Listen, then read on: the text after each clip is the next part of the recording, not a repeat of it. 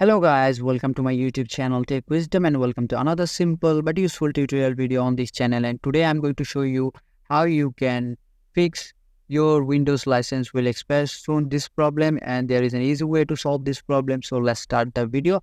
First of all, go to your search option here and now search services. This is the option. Double click here to open it. And now scroll down a long way until you saw the alphabet W. And now search for this option, Windows License Manager Service. Double click it to open. Now select the stop button, just stop it. And after doing it, change the manual option to disable. And now select apply and then OK. And after doing this part, close it and go to your search option again and type CMD.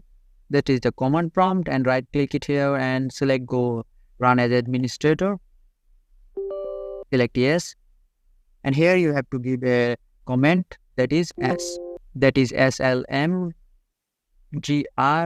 space -REARM. And after doing that, select press enter and restart your PC and your problem will be solved.